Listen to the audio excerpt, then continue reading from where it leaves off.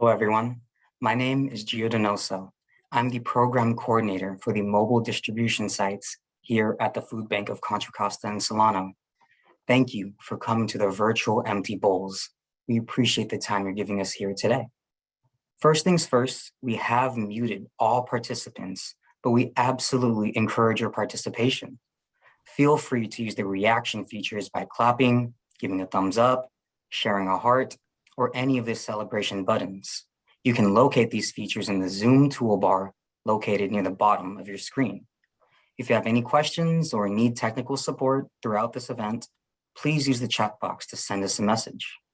We hope you had the opportunity to pick up your keepsake bowl during the drive-through empty bowls event last Saturday. It really was great to see everyone live in person. If you still need a bowl, please enter your name in the chat and we'll reach out to you. We hope today's event will inspire you with our stories, and I'm honored to be here and to start the program with my personal story on why I am a hunger fighter. I understand what it's like to experience food insecurity. I was raised in Vallejo and staying with my mom and two brothers. We never went hungry, but I was always aware of keeping expectations in check. It was hard growing up in a divorced household, but programs like reduced lunches at school helped alleviate this pressure. While attending college, I worked full-time, and even with grants and tuition assistance, I still needed help. And that's when I thought, I do need help. I need help balancing rent, school supplies, clothes, and of course, food. And through my professors, I learned about the college pantry. At first, I felt a little shame. It was hard for me to wait in an hour to receive food, but within 1 or 2 times of visiting, I realized no one was here to judge, that the people waiting in line with me are here for the same exact thing. Other students in my courses reaching out for help to receive food. And knowing this, I was able to get over that shame and ended up receiving food from the college pantry the entire time I was at San Jose State. And knowing this, it gave me such stability to know that 1, that there was fresh food in my pantry, and 2, that I didn't have to sacrifice anything to know where that food came from. And now, I'm the mobile distribution program coordinator here at the food bank, distributing food to the community 14 days out of the month through our drive-thrus. And 4 months ago, on my first day working for the food bank, I had a distribution in Vallejo, the city I grew up in. In 1 hour, we served 90 families. And just last week, when I was back in Vallejo, we served over 150 families in the same time span. And while at these distributions, whenever I load food into someone's car, I catch myself thanking them. We're the ones giving them food, but these families are giving us the opportunity to help them. I like to think that out of the hundreds of people we serve every day, that there are a few of them that feel the same shame that I once felt. And hopefully through these distributions, I'm able to help them feel that same sense of acceptance and camaraderie within our community to get the help they need. And that is why I became a hunger fighter.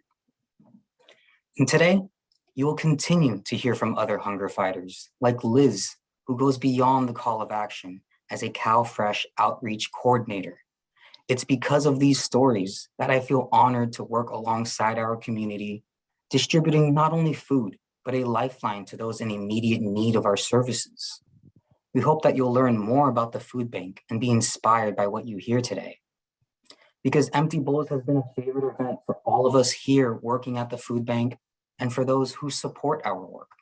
It's a time to come together and share why we care for those in need of our community. While we couldn't wait to see you all live here today, especially our president and CEO, Joel Solstrom, he's disappointed that he's unable to be with us live here today because he's visiting his mom in Minnesota. Joel still wanted to personally share with you where the food bank is today and what the future looks like. So he prepared this video. Well, good afternoon, and thank you for joining us today. I am Joel Shostrom. I am the president and CEO of the Food Bank of Contra Costa and Solano.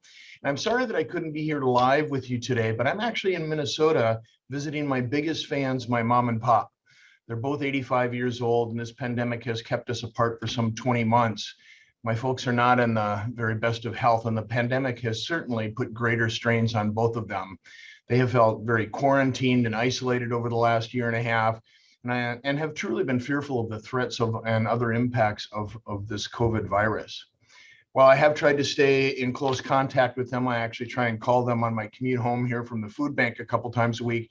It has been so hard to be so separated and to feel like I can be of very little help to them through these very challenging times. I can see that getting old is hard, and this pandemic has made it even more difficult for them. But I am back here in Minnesota and able to give them both hugs today, so I apologize for the taped message, but appreciate you joining us here today.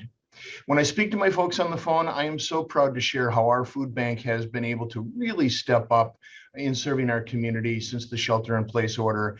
I just could not be more proud of our staff, our volunteers, our partner agencies, our donors, our elected officials in our community, as collectively, we really have stepped up to meet the rising need and serve our neighbors in need. And stepping up isn't just about feeding more hungry people or serving food, but our whole business model has evolved and innovated. I mean, some of my peers this past year have said that this is more like 5 years in food bank time. We have found new ways to distribute more food safely, like the drive-through distributions I'm sure you've seen on TV, with mixed boxes of food, fresh produce and dairy. We found new ways to support our 260 partner agencies with new equipment and new foods to expand their ability to safely distribute more food to their clients. This past year, our food bank has been able to serve more people and more food in better ways than we ever have in the history of our food bank because of supporters like you. After a long 18 months, this is still a lot to process, and the need in our community is not letting up. Many experts, including the CEO of Feeding America, have said that we're going to work really hard for the next 5 years just to return to the pre-pandemic levels.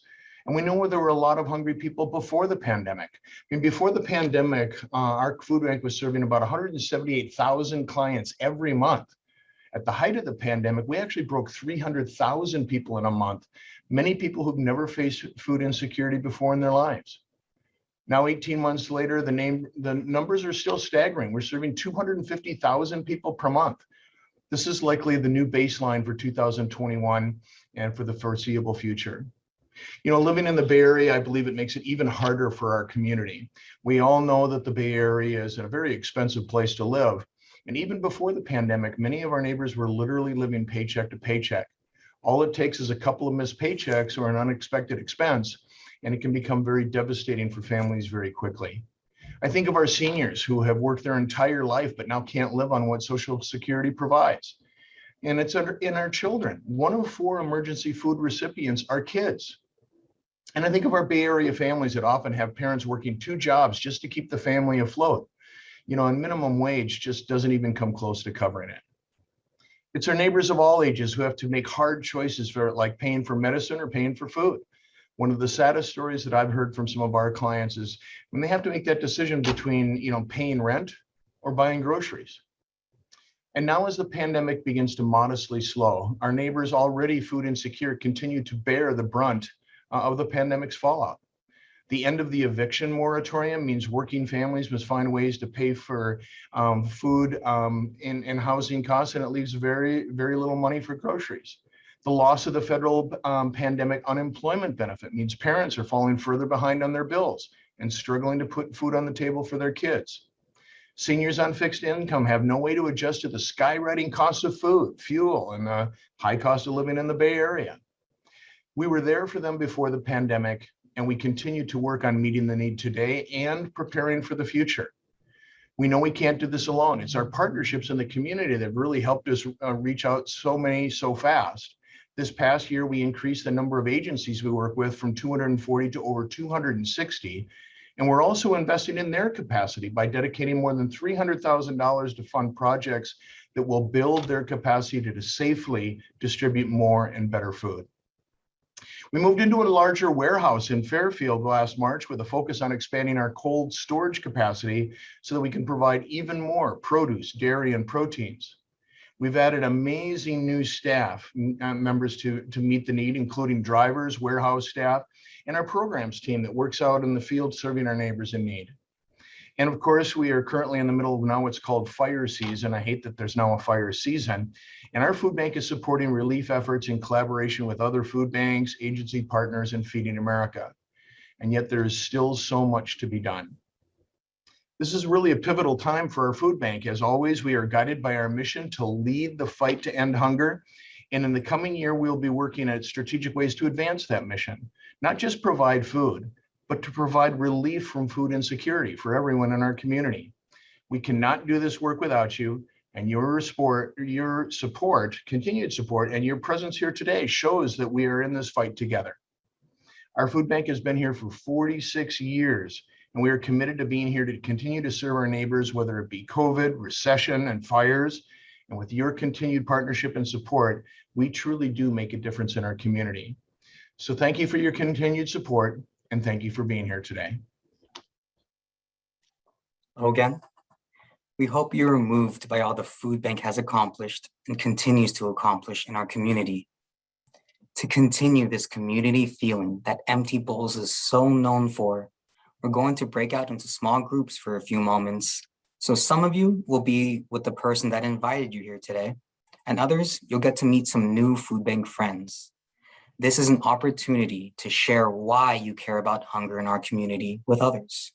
There will be someone in the room to help guide the discussion. The Food Bank of Contra Costa and Solano has been nourishing our community for 45 years. Our formula for fighting hunger is really simple: partner, distribute, and advocate.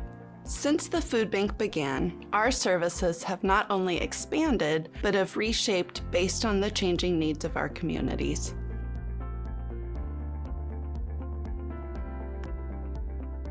When we first opened our pantry, we were based out of the pastor's garage. We had the opportunity to use a structure that was on site. When we moved into it, we realized the space didn't have the proper electrical requirements. It didn't have insulation. We had been using donated refrigerators, and so I applied for a grant, and I went, okay, well, I'll just replace the refrigerators that we have. And when I turned in the grant for the 3 refrigerators, I received a phone call from the food bank, and they said, how about if we increase your grant amount, and instead of getting these 3 household refrigerators, you're able to get a commercial grade refrigerator. And that was one of those, well, yeah, that's a no-brainer. And it's something that I hadn't even thought was a possibility, because I was looking at the parameters of what the grant was. And then to have someone take that time and saying, here's what we think would help with your capacity and help you to serve your community. It goes beyond the food. It's about what is needed in all aspects to help serve the community.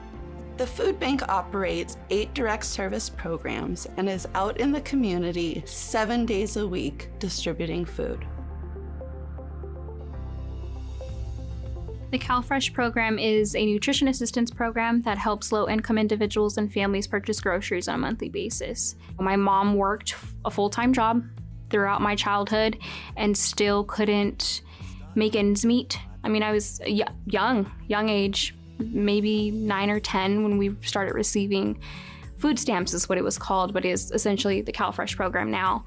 Being a mother myself, I can resonate with those feelings. I just remember that feeling a sense of relief. We would always have food. We wouldn't go without. You shouldn't have to choose whether or not you pay your bills to keep your lights on or you purchase groceries. Like when people are food insecure, most of the time they have to put bills above being able to purchase groceries. With our clients, I feel like CalFresh helps that not be a factor. And it helps them be able to have a certain amount of income that goes towards groceries, purchasing food on a monthly basis, something that seems so simple to most people, but it's not. So when they come to the pantry and they receive food, whether it's the first time or the third time, there's that sense of gratitude. We always see the gratitude, but there's also that sense of relief. Because if we've been able to provide them the food to give them that relief of not having to spend that money on groceries, then they can use those funds to pay for gas or pay for a utility bill. That there's that sense of relief that the food that we've provided them has then helped to ease their burdens.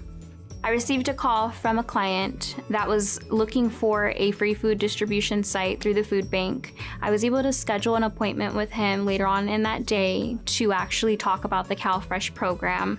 He actually is receiving benefits now, and he gave me a phone call a few weeks after that. And I think that's what makes him so memorable to me, is he reached out to me and just told me like how happy he gave the CalFresh program a chance. He was just so thankful. One of the most impactful moments is when he told me that he could tell that I loved my job. It was impactful personally because I used to be on CalFresh, and so I know what it feels like to have that sense of relief. I happened to be out that day with one of our wonderful drivers, Will Gregory. I stood in line with the volunteers helping hand out food directly, and I had a little boy come through my line, and I was handing out squash and cucumbers, and I handed it to him, and he said, "Is that a pickle?" And I said, "Well, eventually it could be." But Will came over and literally cut up some of the fresh produce so that we could share it with folks that were in line. When someone's never seen a kiwi, they don't know what to expect. And I think we start to take for granted the access we have to wonderful, healthy foods. Food should not be a privilege. Food is a human right. This work allows me to really make a difference in the world, in our local community. People think people are hungry somewhere else. People are hungry here. We see it each and every day.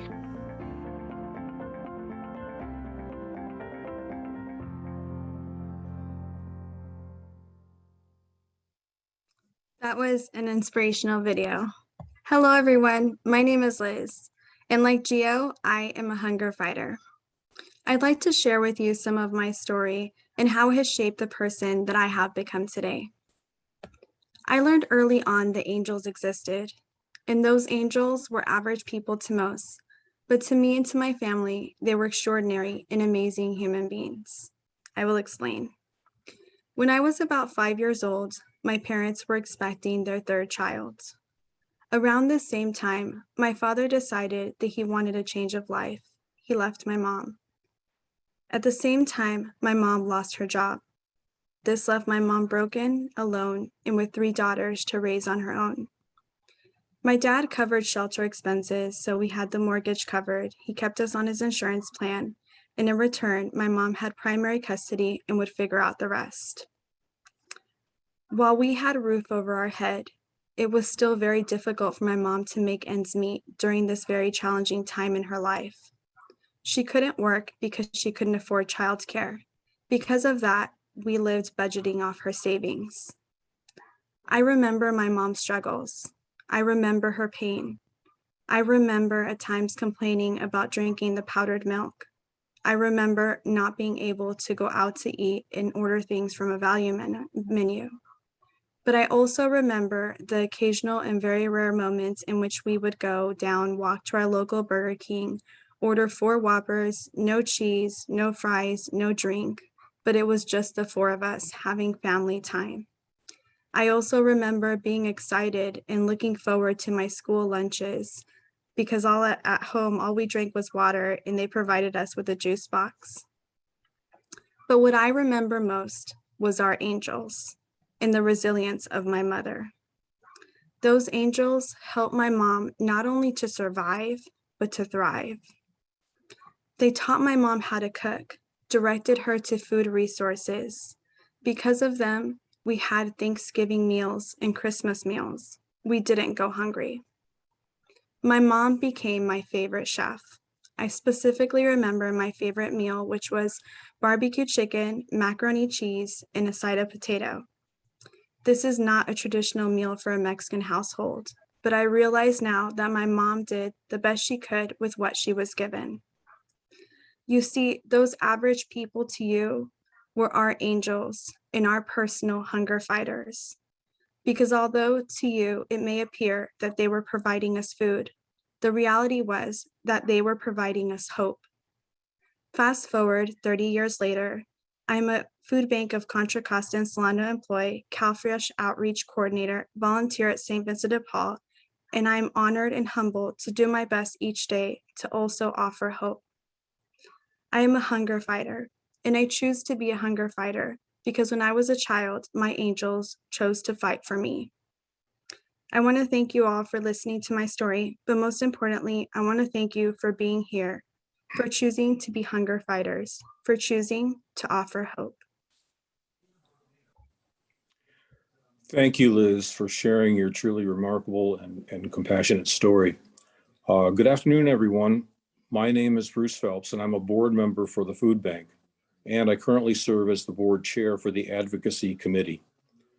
I have served on the board for a combined 11 years. Even when I took breaks in between my service, I was always compelled to come back to the mission. I am proud of my time as serving as the chair of the board of directors, and I am honored to have watched the Food Bank better the community year over year. My wife Lynn and I moved to the Bay Area as empty nesters in 1996. And right away, Lynn wanted to volunteer her time to help others. This was something she was very passionate about, being a part of the community. And I am very humbled that she included me in her efforts to become, because it's what brought us to the food bank. Lynn called many organizations in our area, and believe it or not, only the food bank was the only one to actually respond to her calls. She was so excited and ready to work. She volunteered for many different jobs, working in the front office, stuffing envelopes with thank you notes for our donors, and planning and running several events. My first volunteer experience with her was getting involved with the food bank's biggest fundraiser at the time, the Admiral's Garden on Muir Island. It's now called Nourish Gala. I was hooked. After I was nominated for and accepted a position on the board of directors, we went on to volunteer for the letter carrier's Stamp Out Hunger food drive held the second Saturday of May each year by helping to sort and load the donated food into the food bank trucks. Then in 2012, when the community produce program was started, we volunteered to help every other week to distribute fresh fruits and vegetables to those in need at our local site in Clayton. Unfortunately, Lynn was diagnosed with Alzheimer's disease in 2017, and her disease progressed to the point last fall where we could no longer continue to assist with the CPP distributions. Like Gio and Liz and the others you heard today, being part of the food bank gives me the opportunity to be there for others who might just need a little help to get by. You heard from them how it just wasn't the access to food, but the kindness of neighbors, friends, and peers waiting in the same lines that gave them the strength and transformed their lives. Liz called them her angels. It's that kindness and spirit of giving that brought me to the food bank and has kept me here for over 20 years. It has not only inspired the lives of Lynn and myself, but also of our children. Our eldest daughter, Wendy Landry, volunteers and serves on the board of her local food bank in Belfair, Washington. It's truly amazing what a little act of kindness can do to inspire others. Today, Joel talked about how our neighbors who were already facing food insecurity continue to bear the brunt of the pandemic's fallout. The food bank has grown tremendously in the last 18 months. We've gone from serving 178,000 people each month to serving over 240 each month, which is looking like our new normal. We don't see these numbers coming down anytime soon, with eviction moratoriums ending, federal pandemic unemployment benefits coming to an end, and if you hadn't already noticed, skyrocketing costs of food due to supply chain issues. We could possibly continue to see even more increases. We don't know what the future holds, but what I do know is that the food bank will be there for our neighbors because of people like you. So on behalf of the food bank and the board, thank you for joining me in changing lives. Before I pass you on to Kim in just 1 minute, because she is more equipped than me to walk you through how you can make a difference, I wanted to share one thing. Last year at this time, I made a commitment to not only volunteer my time, but I was so moved by the stories I heard, I decided to become an Empty Bowls benefactor. This means I made a commitment to donate $1,000 or more a year for the next 5 years so that the food bank can continue to serve at the heightened levels that they do now and prepare for whatever challenges our community might face next. I ask you today to join me in making an investment to change lives. Your investment in the food bank is truly an investment in the future of our community, where we live and work and raise our families. So I'm going to pause here and let the experts walk you through how to make a meaningful and sustainable impact. Take it away, Kim. Hi, everyone. My name is Kim Castaneda. I'm the VP of Development and Communications here at the Food Bank. I want to also thank all of our speakers today for telling their stories. It takes a lot to tell your story when you've moved on, and I really appreciate it. As you've heard, there are so many reasons why people come to the food bank, and we are so honored that we can be there for them. I want to thank all of you for being here today and showing your support. It's because of you that we were able to step up during this pandemic and continue to serve those that are in need. So what I'm here today to do is walk you through how you can make an investment in our community. Bruce introduced you to our Empty Bowls Benefactor Society. So I want to start there first. As Bruce stated, this is a group of committed food bank supporters who make a 5-year pledge. A 5-year pledge that is a transformational gift for an organization like ours. Your 5-year commitment gives us the ability to serve today and plan for the future.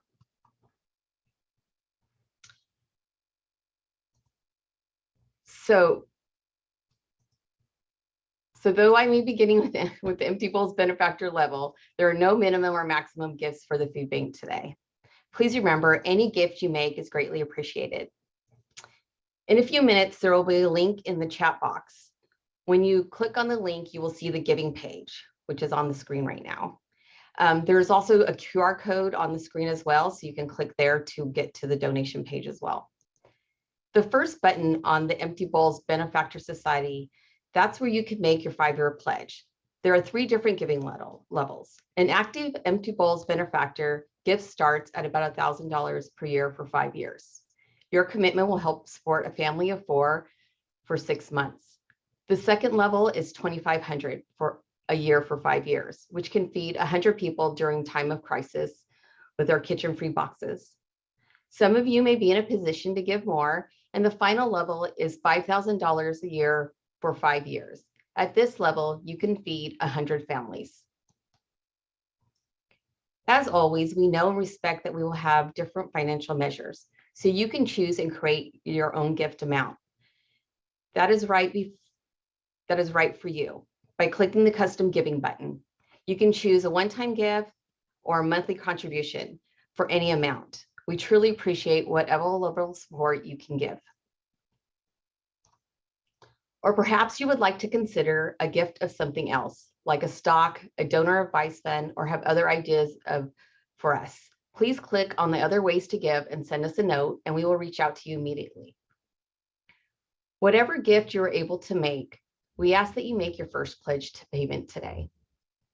I'm going to stop here for a moment and give you a chance to finish completing your donation.